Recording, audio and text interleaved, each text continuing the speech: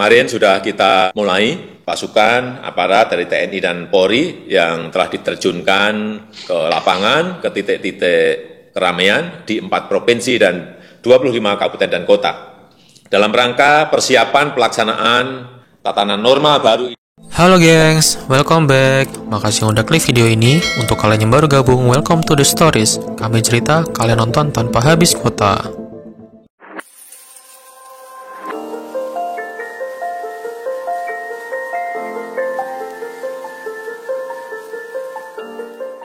Video kali ini gue agak serius dikit ya gengs. Di video lain aja ya yang ada bercandanya. Ingat gengs, kita tidak boleh melupakan sejarah. Karena dari masa lalu kita bisa mendapat banyak pelajaran berharga. Anyway, seri konten kali ini The Stories Menolak Lupa, yang gue namai dengan hashtag TS Menolak Lupa.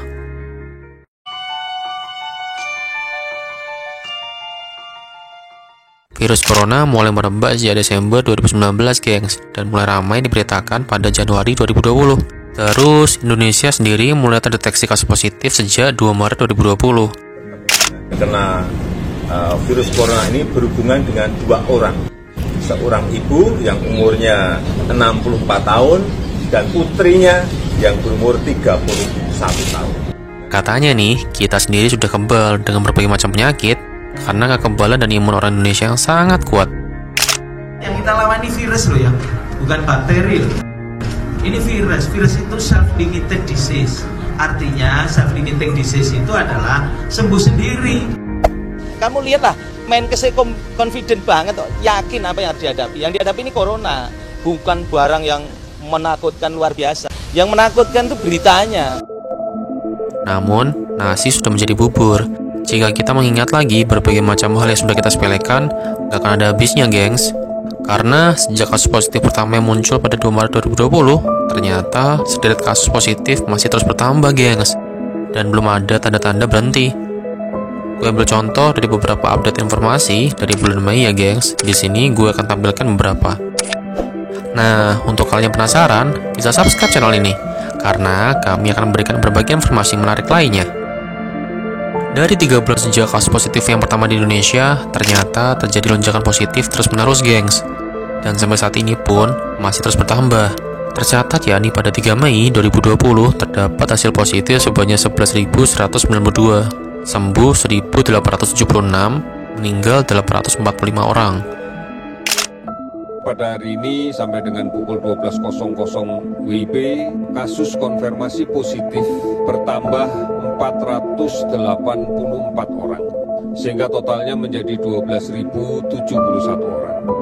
Pada 5 Mei 2020, positif 12.071, sembuh 2.197, meninggal 872. Bahkan dengan aturan PSBB atau pembatasan sosial berskala besar yang dikeluarkan pemerintah beberapa waktu yang lalu, ternyata masih belum juga menghentikan pertambahan kasus positif yang ada di Indonesia. Karena bisa dilihat sebagian besar masyarakat Indonesia yang terkesan acuh tak acuh dan tidak menanggapi masalah serius yang saat ini terjadi. Bisa kita lihat saat terjadi pelonggaran PSBB yang baru-baru ini terjadi, kondisi pasar ramai. Dan mirisnya nih gengs, masih banyak orang yang tidak mengenakan masker. Kenapa nggak pakai masker? Lupa kemarin dipakai, sekarang kita ini lupa. Kondisi mall yang dipenuhi pengunjung, bahkan hingga berdesak-desakan hanya untuk mencari baju-baju lebaran. Kita boleh buka guys. Terus, udah bisa ditebak ya, yaitu banyaknya orang yang tidak mengenakan masker dan tidak menerapkan anjuran pemerintah untuk menjaga jarak satu sama lain. Tak lama setelah hal tersebut berlangsung, ternyata ada berita juga bahwa ada seorang kasir yang positif gengs. Memang sebagian orang kita ini cukup unik ya, karena harus menunggu ada kasus dan ada yang positif dulu baru menyesal. Bisa kita lihat juga dengan grafik dari 22 hingga 27 Mei bersumber dari Kementerian Kesehatan. Terlihat masih adanya kenaikan tren jumlah kasus yang positif, dan terlihat juga ada kemajuan dalam jumlah kasus yang sembuh. Memang kondisi yang terjadi saat ini mengakibatkan berbagai sektor berantakan gengs, terutama ekonomi. Pemerintah pun baru-baru ini mengeluarkan mandat untuk penerapan new normal, yang memang harus menuntut kita untuk segera beradaptasi dengan kondisi saat ini. Dan seperti pepatah yang sering katakan, life must go on, yang bermakna bagaimanapun juga hidup harus terus berjalan. Kemarin sudah kita mulai pasukan aparat dari TNI dan Polri yang telah diterjunkan ke lapangan, ke titik-titik keramaian di 4 provinsi dan 25 kabupaten dan kota. Dalam rangka persiapan pelaksanaan tatanan normal baru ini. Update terbarunya, jumlah positif sampai hari ini masih terus bertambah. Seperti yang bisa kita lihat pada 5 Juni 2020, seperti yang disampaikan Jubir Menkes Pak Yuri. Udah, untuk masalah di atas, kita bahas lebih dalam ya di lain waktu. Gue sengaja ringkas sedikit, jadi kalian ada sedikit gambaran tentang yang akan gue omongin sekarang. Karena kondisi sekarang itu hampir serupa dengan yang pernah terjadi dulu, gengs. Ingat, untuk selalu mengambil pelajaran penting di masa lalu.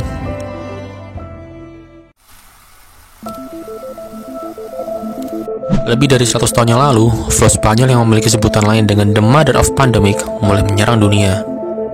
Pandemi influenza tahun 1918 ini merupakan bencana terbesar dalam sejarah penyakit di dunia. 60% populasi di dunia saat itu terinfeksi, gengs, termasuk penduduk negeri yang saat ini bernama Indonesia. Kalau kalian sering dan pernah terkena flu, bisa jadi flu yang kalian derita adalah keturunan langsung dari flu Spanyol, gengs. Tapi jangan khawatir, karena flu turunan wabah 1918 itu kini menjadi salah satu jenis flu ringan. Situasi yang berbeda antara saat ini dengan saat Perang Dunia Pertama, flu Spanyol menyerang tentara Perang Dunia Pertama. Penelitian dari UNICEF mengungkapkan laporan pertama wabah flu ini ditemukan di Kansas, Amerika Serikat, di antara prajurit Angkatan Darat Amerika Serikat bulan Maret 1918. Kala itu, jumlah pasien lebih dari 500 orang pada akhir Maret 1918. Korban meninggal mencapai 40 orang. Keganasan virus flu Spanyol tidak berhenti di sana. Tentara kedua kubu yang berperang pada Perang Dunia Pertama menjadi sasarannya, gengs. 2-3 hari setelah menderita flu Spanyol, 5% menderita meninggal. Umumnya, para tentara yang menjadi korban meninggal paru-parunya dipenuhi air dan tersumbat cairan darah. Tak hanya tentara, flu Spanyol beralih menyerang kota, pelabuhan, dan industri. Lalu menyebar sampai ke daerah paling terpencil di dunia, dari Pasifik Selatan sampai ke Antartika Kutub Utara. Ahli virologi Amerika, Jeffrey Taubenberger, menyatakan setiap orang di bumi seakan menghirup udara bervirus dan lebih dari separuhnya menderita flu Spanyol. Cepatnya penularan disebabkan karena virus ditularkan melalui udara. Ini membuat jangkauan pandemi amat luas dan jumlah korban sangat tinggi. 500 juta orang atau 60% dari total populasi dunia diperkirakan terkontaminasi virus. Dalam waktu 3 bulan, 2,5 juta penduduk Eropa diperkirakan tewas karena flu Spanyol. Pada bulan Juli 1918, wabah sudah menyebar, gengs.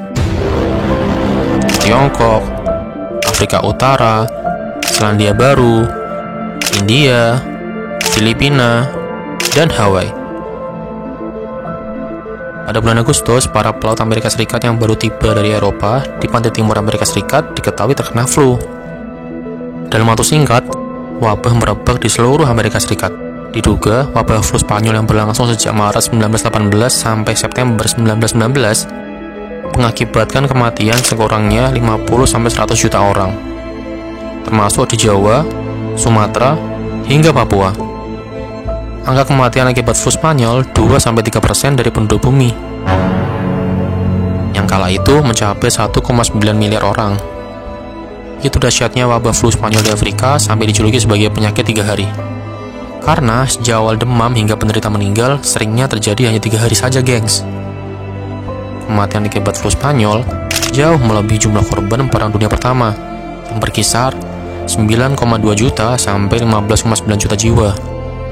Para epidemiologis menyimpulkan flu Spanyol merupakan penyakit menular paling mematikan dalam sejarah umat manusia, gengs. Jauh lebih berbahaya dari pes, cacar, dan kolera. Karena kedahsyatan wabah inilah yang memaksa virologi Amerika, Jeffrey Taubenberger menjuluki flu Spanyol dengan sebutan The Mother of Pandemic. Kematian terbanyak ada di Asia dan Afrika.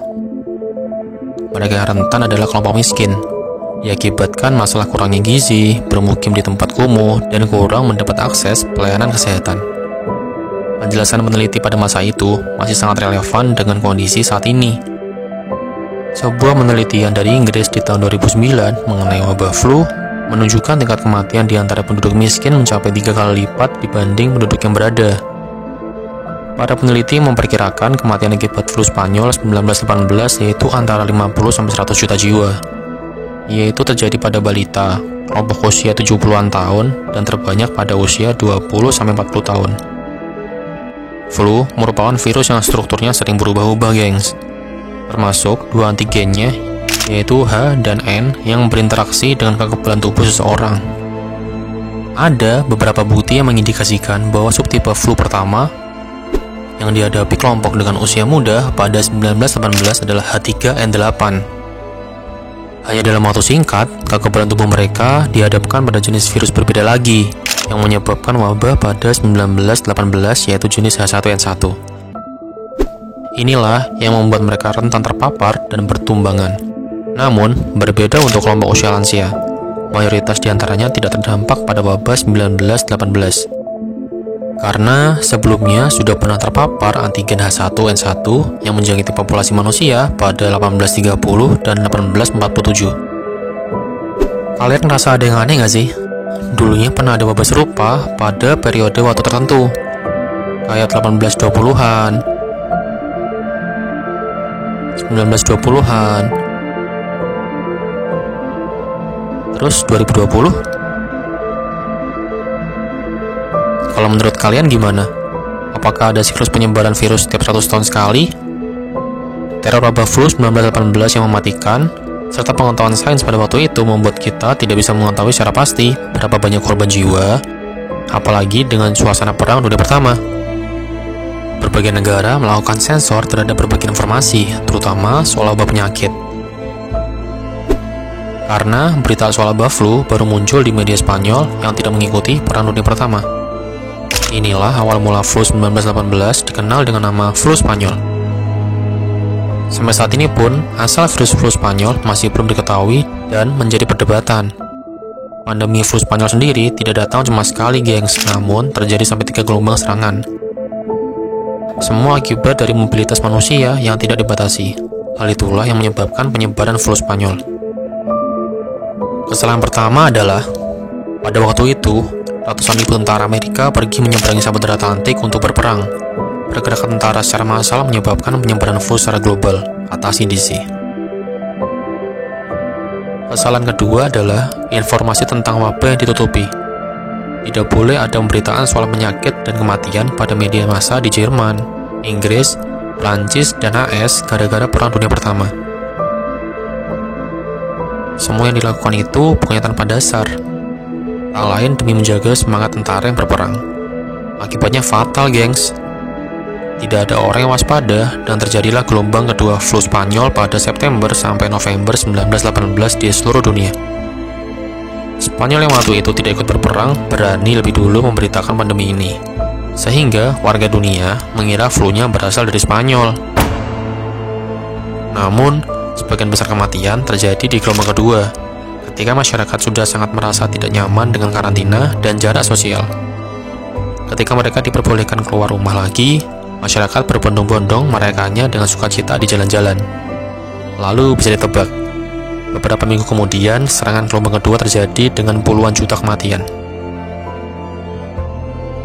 Gelombang kedua atau gelombang musim gugur menyebar global dari September ke November 1918 dan jauh lebih fatal, kata Tom Berger dalam risetnya. Senada dengan itu, CDC juga mengungkap data pandemi gelombang kedua jauh lebih berbahaya dari gelombang pertama. Pandemi mencapai puncaknya di Amerika pada gelombang kedua, musim gugur 1918, kata CDC. Menurut CDC, pandemi gelombang ketiga terjadi musim dingin 1918 sampai musim semi 1919. Gelombang ketiga baru reda pada musim panas 1919. CDC kembali menambahkan bahwa sekitar sepertiga populasi dunia terinfeksi virus flu 1918, mengakibatkan setidaknya 50 juta kematian di seluruh dunia. Jadi, mau belajar dari sejarah atau mengulang hal yang sama dari sejarah? Gimana, gengs? Kalian masih tercengang kan dengan kilas balik sejarah singkat barusan? Jadi, pelajarannya dapat diambil dari flu Spanyol, yaitu saat flu Spanyol menjadi pandemi secara global dari awal 1918 hingga akhir 1920, flu Spanyol menginfeksi kurang lebih 500 juta orang di seluruh dunia, atau setara dengan 60% populasi dunia. Dengan angka kematian 50-100 juta orang. Tidak ada vaksin dan obat yang efektif untuk menangani flu Spanyol saat itu. Nah, kalau kita ambil sisi positifnya, flu Spanyol membawa banyak pelajaran yang dapat diterapkan pada pandemi COVID-19 saat ini.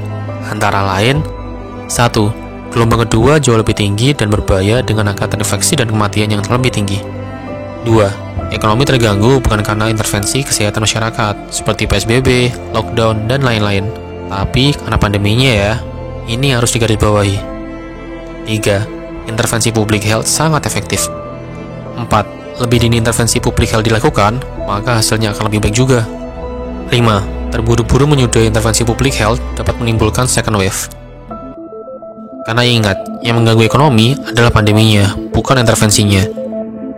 Pada gelombang kedua flu Spanyol, bisnis dan pabrik harus menutup usaha karena banyak pegawai yang sakit. Intervensi public health yang lebih dini dan agresif menyebabkan lebih sedikit penduduk yang meninggal dunia dan lebih bermanfaat pada kondisi ekonomi pasca pandemi.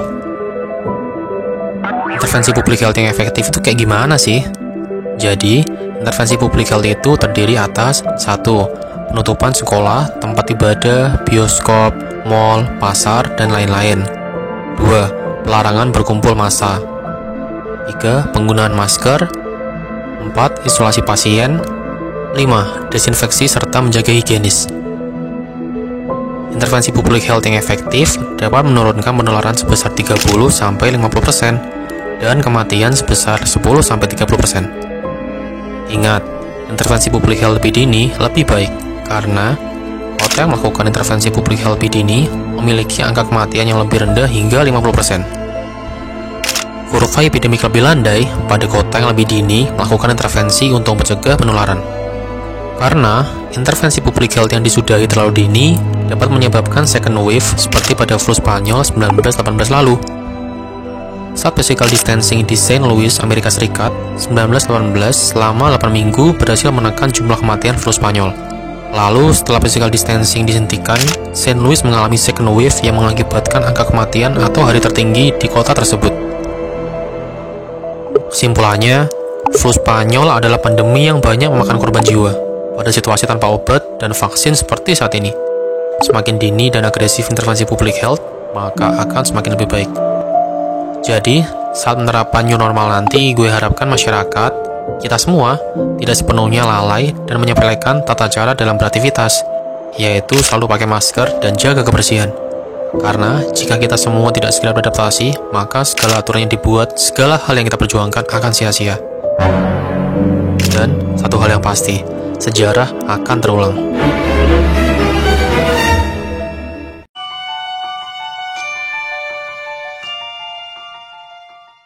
Sekian untuk video kali ini. Jika kalian suka dengan videonya, bisa share ke teman-teman kalian ya. Tekan tombol like juga di bawah.